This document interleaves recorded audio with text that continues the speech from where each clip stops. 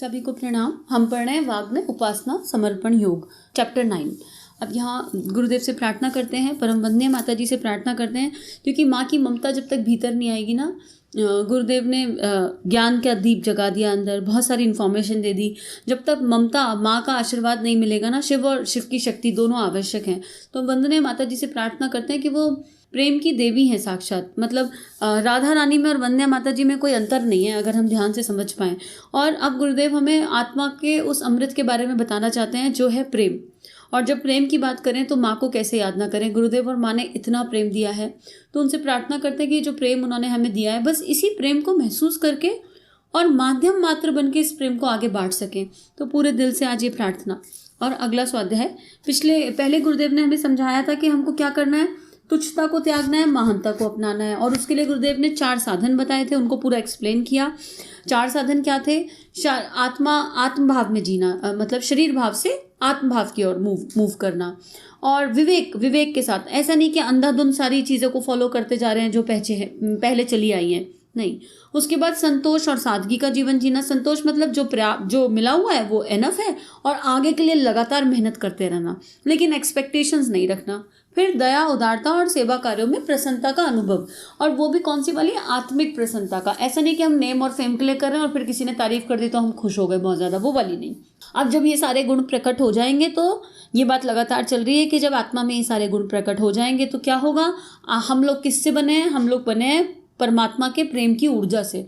तो वो प्रेम की ऊर्जा, मिट्टी हट गई, मणि, जब कोयले के अंदर मणि छुपी रहती है और जब कोयला हट जाता है ऊपर से तो मणि अपने आप प्रकाशित होने लगती है, हीरा अपने आप प्रकाशित होता है। तो जब ये सब कुछ होगा, ऊपर से मिट्टी हट जाएगी, तो जो निकलेगा अंदर से वो होगा प्रेम का अमृत। तो आगे गुरुदेव समझा रहे हैं, मानव जीवन का अमृत प्रेम। और ये पढ़ने में मुझे लगता है मेरी आत्मा को बहुत आनंद आएगा, क्योंकि अभी अभी प्रेम योग बुक संपन्न हुई है गुरु कृपा से। और उस बुक को पढ़ने के बाद जो आत्मा में स्पंदन गुरुदेव ने दिए, उनके लिए तो शब्द ही नहीं है। मंदिर में आंसू बहाने वाले प्रेमी यदि दुखी क्लांत भाइयों को देखकर द्रवित ना हो तो वह प्रेम नहीं, ढोंग है। दूसरों का खून करने वाला व्यक्ति अपने घर के सदस्यों से प्रेम करे तो वह प्रेम नहीं, स्वार्थ है, भोग है। दूसरों के बच्चों से कटु व्यवहार करने वाले माँ बाप अपने बच्चों से प्रेम नहीं कर सकते। दूसरों के साथ धोखेबाजी, चालाकी, कूटनीति, छल कपट बरतने वाले व्यक्ति किन्हीं से प्रेम करें, यह कठिन है। सच्चा प्रेम वह है जो घर, बाहर, मंदिर, मस्जिद, समस्त जाति वर्ण में एक रस व्याप्त होकर हमारी नस नस में समा जाए और जीवन का अंग बन जाए। वही प्रेम कहलाने का अधिकारी है। यदि इस कसौटी पर खरे उतरने वाले प्रेम पूजकों की संख्या बढ़ जाए तो यह धरती ही स्वर्ग बन जाएगी। अब क्या प्रेम नहीं है, गुरुदेव वो समझाने की कोशिश कर रहे हैं। हम भगवान के आगे बैठ के बहुत करुणा के आंसू बहा रहे हैं और हमें लग रहा है वो करुणा है, लेकिन सड़क पे किसी गरीब को, किसी दुखियारे को, किसी को तकलीफ में देखा और अंतरात्मा में वेदना नहीं आई, तो हम इस भय से मुक्त हो जाएं। मतलब हम इस अजम्पशन, भय वर्ड गलत होगा यहाँ, अजम्पशन कि हम प्रेमी हैं, नहीं, बिल्कुल भी प्रेमी नहीं है। गुरुदेव कह रहे हैं बिल्कुल भूल जाओगे तुम प्रेमी हो। उसके बाद किसी के साथ बुरा व्यवहार कर रहे हैं, किसी को गंदी गंदी बातें बोल रहे हैं, क्रोध कर रहे हैं, दूसरों के साथ कटु व्यवहार कर रहे हैं और अपने घर के सदस्यों से बहुत प्रेम करते हैं, तो वो भोग है, क्योंकि उनसे कुछ मिलने वाला है, तो लेन देन चल रहा है, निरा स्वार्थ है। और अपने आप को फिर प्रेमी की श्रेणी में बिल्कुल मत रखो। ऐसे ही गुरुदेव एग्जाम्पल अगला दे रहे हैं बच्चों के लिए, कि अपने बच्चे से प्रेम, अपना बच्चा और दूसरे का बच्चा कुछ नहीं। दूसरे के बच्चे में 10 कमियां निकाल दी और अपना बच्चा दिख रहा है, तो अगर इसको प्रेम मान रहे हो तो वो प्रेम नहीं है। तो अगर अंतःकरण में जरा सी भी, मतलब यहाँ पर जब प्रेम की यात्रा है ना, तो 0.0001% भी गुंजाइश नहीं रहती।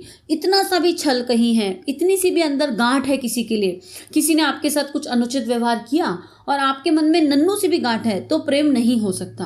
प्रेम इतना निश्चल है, इतना प्योरेस्ट है कि उसके आगे कोई और भाव टिक ही नहीं सकता। हालांकि धीरे धीरे यात्रा चलेगी तो हम कहीं ना कहीं से तो ऊपर उठेंगे। तो यही गुरुदेव बता रहे हैं कि प्रेम अगर होगा, सच्चा प्रेम, तो उसके सच्चे प्रेम जाति, वर्ण, मंदिर, मस्जिद, इंडिया, पाकिस्तान, दूसरे देश, मेरा देश, इन सब, मतलब हर चीज़ से ऊपर है। वो एक रस है, वो यूनिफॉर्म है और वो सबके लिए समान होगा। ये गुरुदेव इस पैराग्राफ में बता रहे हैं। और गुरुदेव कह रहे हैं अगर ये जाग जाए, तो अगर इसकी संख्या, ऐसे लोगों की संख्या बढ़ जाए तो धरती स्वर्ग बन जाएगी। और ये एक गुरुदेव का सपना है धरती पर स्वर्ग का अवतरण, तो इसका मतलब गुरुदेव का सपना है कि हम सबके भीतर प्रेम का वो प्रभा जागृत हो। प्रेम आत्मा का सहज प्रकाश है जो प्रत्येक जीवन में स्थित है। उसे प्राप्त करने के लिए धन दौलत कुछ भी खर्च नहीं करना पड़ता। प्रेम का अथाह समुद्र हमारे चारों ओर बाहर भीतर उमड़ रहा है। आवश्यकता केवल इस बात की है कि हम अपने हृदय गगरी में जो मल विक्षेप, अहंकार, स्वार्थ, पद प्रतिष्ठा आदि भरे पड़े हैं, उन्हें निकालकर प्रेम समुद्र का अमृत भर ले। पीड़ित मानवता में, दीन दुखी भाइयों में, अन्य जीव पशुओं के बीच हृदय खोलकर आना होगा। उन्हीं की पंक्ति में खड़ा होना होगा। यहाँ कोई निर्बल सबल, गरीब अमीर, ऊंच नीच नहीं। प्रभु के समान, प्रभु के सब समान पुत्र हैं। हमें हृदय खोलकर अपने सारे भौतिक आवरणों को दूर उतार कर प्राणी मात्र से प्रेम करना है। सबके साथ सहानुभूति, सहयोग करके अपना कर्तव्य निभाना है। प्रेम सारे भौतिक आकर्षणों से ऊपर रहता है। इसका त्याग किए बिना सच्ची प्रेम साधना संभव नहीं हो सकती। अब गुरुदेव इस पैराग्राफ में प्रेम के गुण बता रहे हैं। तो प्रेम वही जैसे हीरा चमकता है, अपने आप चमकता है, तो प्रेम आत्मा का सहज प्रकाश है, कहीं से बोरो नहीं करना पड़ेगा। लेकिन प्रेम को महसूस करने के लिए अपने भीतर गहरा गहरा गहरा जाना पड़ेगा। और अगर प्रेम चाहते हैं तो प्रेम देना पड़ेगा। सबसे इम्पोर्टेंट कौन सा वाला? एकदम प्योरेस्ट, जिसमें कोई एक्सपेक्टेशन ना हो, जो बस होने के लिए हो, जो अकारण हो। और वो सब करने के लिए हमारे हृदय में अभी बहुत सारा कचरा है। अभी अपने आप से पूछ लेते हैं, क्वेश्चन कीजिए, क्या हमारे मन में किसी के प्रति ईर्ष्या है, किसी के प्रति क्रोध है, किसी के प्रति गुस्सा है, या कोई प्रश्न, उसने मेरे साथ ऐसा क्यों किया, इस तरह का कोई प्रश्न है मन में? अगर ऐसी सारी चीज़ें मन में चल रही हैं, या कोई एक्सपेक्टेशन किसी से कि इनका व्यवहार ऐसा होना चाहिए, अगर ये सब चीज़ें मन में हैं तो अभी प्रेम नहीं जागा। तो इस पे चिंतन मनन करिए और फिर एक एक करके इनको निकालेंगे। एक साथ तो नहीं निकल सकता, वन बाय वन। और ये सब क्यों आ रहा है गुरुदेव पहले ही बता चुके। ये सब भाव हैं बॉडी कॉन्शियसनेस के, और 4 स्टेप गुरुदेव पहले ही दे चुके। जब हम आत्म भाव में जीवन जीते हैं तो ये सब अपने आप चला जाता है। फिर तो मैं एक आत्मा, सामने वाली एक आत्मा, a soul playing a role for another soul. मैं एक आत्मा, मेरे को जितने भी लोग मिले हैं इस जीवन में उनके प्रति मुझे रोल प्ले करना है। और जब हम रोल प्ले मोड में जाते हैं तो हम अनासक्त हो जाते हैं और इतना प्रेम होता है फिर। और आत्मा अच्छे बुरे से परे है, आत्मा को कुछ अच्छा बुरा नहीं लगता, वो तो प्रेम में डूबी हुई है, क्योंकि वो प्रेम से ही बनी है। तो उसको कुछ हर्ट नहीं होता, कुछ बुरा नहीं लगता। ये जो हर्ट की फीलिंग है, पद प्रतिष्ठा की चाह है, अहंकार वाली फीलिंग्स हैं, ये सब हमारे मन में होती है। हमारे को चाहिए, आई को चाहिए, कोई रिश्ता है, कोई एक्सपेक्टेशन है जो टूट गई, उस तरह का भाव होता है। तो जब यात्रा करेंगे तो आनंद आएगा। और अनुभव की यात्रा है, साथ में अनुभव की यात्रा है। जितना मेहनत करेंगे, और गुरुदेव तो हाथ थामे खड़े हैं, आप मेहनत करें, हम सब मेहनत करें, तो वो हाथ पकड़ेंगे और खींच के लेकर जाएंगे आगे। आगे लिख रहे हैं गुरुदेव, महात्मा गांधी एक कौड़ी की स्वयं पट्टी आदि करते थे, अपने हाथों से घाव धोते थे, जबकि अन्य लोग दूर भागने का प्रयत्न करते थे।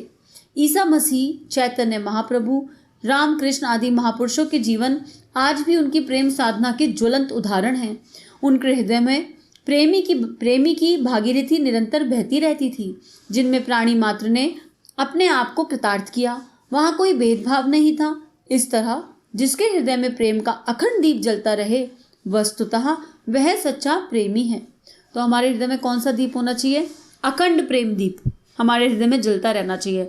प्रेम की अग्नि ऐसी होनी चाहिए, प्रेम की ज्वाला ऐसी होनी चाहिए, जो ज्वाला भी हो, अग्नि भी हो, लेकिन फिर भी शांत और सौम्य हो, और जहाँ जाए केवल प्रकाश प्रकाश और प्रकाश फैलाए। कितना सुंदर एग्जाम्पल गुरुदेव दे रहे हैं कि हम जरा सा किसी को चोट में देख लें तो हम दया तो दिखा देते हैं, अरे कितनी चोट लगी है, लेकिन क्या वो करुणा जागृत होती है? वो भाव जागृत होता है कि किसी के घाव धोने की हिम्मत है? कितना वर्स्ट से वर्स्ट घाव हो। दया का भाव और करुणा का भाव अंतर है। प्रेम में ना करुणा आ जाएगी, मन बेचैन हो जाएगा, मन अंतरात्मा परेशान हो जाएगी। प्रेम में जड़ और चेतन के बीच का फर्क खत्म होने लगेगा धीरे धीरे। प्रेम अपने आप भीतर से ना हिंसा, अगर हिंसा का छोटा सा भी कहीं अंश मात्र भी है तो उसको खत्म कर देगा, अपने आप खत्म कर देगा। तो गुरुदेव कह रहे हैं कि आज हम क्यों याद करते हैं ईसा मसीह को, चैतन्य महाप्रभु को, राम ठाकुर को? केवल उनके प्रेम के कारण। उनके हृदय में इतना प्रेम था, इतना प्रेम था। अभी हम शाम के ध्यान के सेशन में डिस्कस कर रहे थे, बात हो रही थी, सत्संग चल रहा था, और उसमें ठाकुर की बात आ रही थी कि ठाकुर के सामने अगर कोई एक पेपर भी फाड़ देता है तो वो पेपर पढ़ता है तो उससे भी ठाकुर के दिल में आहा हो जाती थी ठाकुर रामकृष्ण परमहंस के, इतना प्रेम था उनको, हर जगह भ्रम दिखाई देता था, हर जगह जीवंत चेतना दिखाई देती थी। तो नमन है ऐसे महापुरुषों के चरणों में, और उनसे प्रार्थना है कि अगर हम ये पढ़ रहे हैं तो वो 0.00001% भी अगर इस जीवन में आ जाए तो जीवन यात्रा चलनी शुरू हो जाएगी सही दिशा में। प्रेम के लिए अपने आप को उत्सर्ग करने वाला जीवित कहलाने का अधिकारी है। जीवन में सब कुछ बदलता रहता है, अवस्था, विचार, परिस्थितियां, मनुष्य का विश्वास, यहाँ तक कि देह भी बदलती है। इस परिवर्तन प्रधान संसार में यदि अजर अमर रहता है तो वह प्रेम है। ये पैराग्राफ छोटा है पर इसका मीनिंग बहुत गहरा है। अगर प्रेम के पीछे कोई कारण है तो जब कारण बदलेगा तो प्रेम ऊपर नीचे हो जाएगा, कारण खत्म हो जाएगा तो प्रेम खत्म हो जाएगा। लेकिन अगर प्रेम विशुद्ध है, एकदम प्योरेस्ट फॉर्म पे है, अनासक्त है, बिना किसी एक्सपेक्टेशन के है, तो कुछ बदल जाए, भीतर का प्रेम नहीं बदल सकता। कितना भी वर्स्ट कोई आत्मा कर ले आके शरीर भाव में, अगर आपके हृदय में प्रेम की अलग जग गई तो वो बदल नहीं सकती, आपकी विचार भावनाएं नहीं बदल सकती। और ये किसी एक के लिए नहीं होगा, ये सबके लिए होगा, निरंतर होगा। अब जैसे हीरे में जो प्रकाश है वो रह गई ना, उसको किसी भी स्वरूप में बना लो, हीरे से अंगूठी बना लो, चाहे कान का बना लो, चाहे उसको सजाने के लिए रख लो, उसका प्रकाश बहने ही वाला है, वो हर हाल में रहेगा। तो यही गुरुदेव बता रहे हैं कि अगर किसी से प्रेम किया है आज तक तो देख लीजिए कि अगर सामने वाले का व्यवहार एकदम अपोजिट हो जाए, परिस्थितियां बदल जाएं, आपको कुछ हेल्प की ज़रूरत और सामने वाला ना करे किसी भी कारण से, तो आपके प्रेम में परिवर्तन हो रहा है क्या? और आपके विश्वास, आपकी धारणाएं बदल जाएं। मान लो अब आज किसी से कुछ मिल रहा है, नॉन स्टॉप मिला है, जब तक मिल रहा है तब तक बहुत प्रेम है और अनासक्त भाव से बहुत सम्मान भी है। फिर कोई पर्टिकुलर सिचुएशन आई जहां आप जो चाहते थे आपको वो नहीं मिला और आपके प्रेम में ऊपर नीचे हो गया और आपने धारणाएं बना ली, तो मामला गड़बड़ा गया ना। अगर प्रेम है तो वो रहने वाला है, उसको कोई अंतर नहीं पड़ने वाला सामने वाले के व्यवहार का। प्रेम का मूल्य ही बलिदान से चुकाया जाता है। महात्मा गांधी ने देश से, मानवता से प्रेम किया और अंत में इसी के लिए अपने आप को बलिदान दे दिया। देश प्रेम के मत वाले राणा प्रताप अरावली की पथरीली घाटियों में भूखे प्यासे फिरते रहे। धर्म से प्रेम करने वाले तेग बहादुर गुरु गोविंद सिंह ने के बच्चों ने मुगलों के हाथों सहर्ष अपना बलिदान स्वीकार किया। आज़ादी और देश प्रेम के अनेक मतवालों ने सूली, फांसी, गोली, तोपों को सहर्ष स्वीकार किया। ऐसे प्रेम पथिकों की भारत के साथ ही विदेशों में भी कमी नहीं रही, जिन्होंने अपने विश्वास, ध्येय, उद्देश्य, लक्ष्य आदि के लिए प्रेम किया, अपने को जीवित ही तिल तिल मिटाया और अंत में इसी के लिए बलि वेदी पर सहर्ष चढ़ गए। प्रेम होगा तो वो बलिदान और त्याग कराएगा और प्रेम व्यापक होता जाएगा। अब कितने सुंदर एग्जाम्पल हैं, हम सोच भी नहीं सकते कि आज़ादी हमें मिली। हम लोग तो अभी भी बंधे हुए हैं, हम आज़ाद नहीं हैं एक्चुअली अभी भी, लेकिन जिन लोगों ने आज़ादी के लिए संघर्ष किया उनका क्या जीवन रहा होगा, ये हमारे बियॉन्ड इमेजिनेशन है। तो प्रेम किसी के प्रति भी हो, वो शरीर भाव का अगर नहीं है और वो आत्म भाव का है, जैसे ठाकुर का माँ काली के लिए था, माँ मीरा का भगवान श्री कृष्ण के लिए था, तो वो मतवाला कर देता है। वो फिर आप उस फ्लो में बहते चले जाते हो और कोई होता है जो डगर संभाल के आपको लेके जा रहा होता है, फिर आप चलते ही नहीं हो।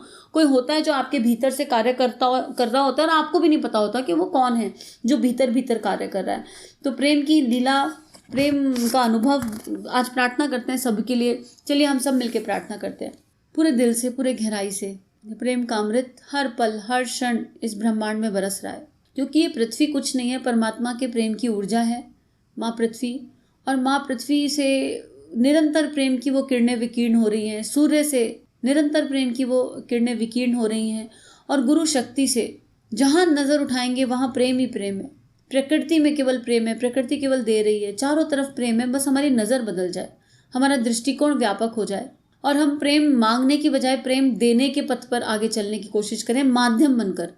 मैंने दिया तो नहीं दे सकते, मेरी आपकी कोई औकात नहीं है, हमारी कहाँ कोई बिसात कि हम दे सकें, लेकिन आज परमात्मा से प्रार्थना करते हैं कि वो हमें अपने प्रेम का माध्यम बना ले अगर उन्हें उचित लगे। और ये प्रार्थना भी बस करके छोड़ दीजिए, इसमें एक्सपेक्टेशन मत रखिए। हे परमपिता, हे परमात्मा, आपसे प्रार्थना, अगर आपको उचित लगे तो हमें अपने प्रेम का माध्यम बना लीजिए। और जो हमें मिल रहा है पल पल हर पल, 24 घंटे में से कुछ तो अच्छा होता ही है। हर पल 24 घंटे ध्यान रखें, कुछ तो अच्छा घटित होता है। बस वो जो अच्छा मिला उसको नोट कर लें और उसको बांट दें। इतना ही करना शुरू करें तो शायद प्रेम की यात्रा हम सबकी शुरू हो जाएगी। तो पूरे दिल से प्रार्थना, सभी का जीवन मंगलमय है। हमारे YouTube चैनल को सब्सक्राइब करें और बेल आइकन को दबाकर ऑल पर क्लिक करें ताकि नोटिफिकेशंस आपको मिलती रहें।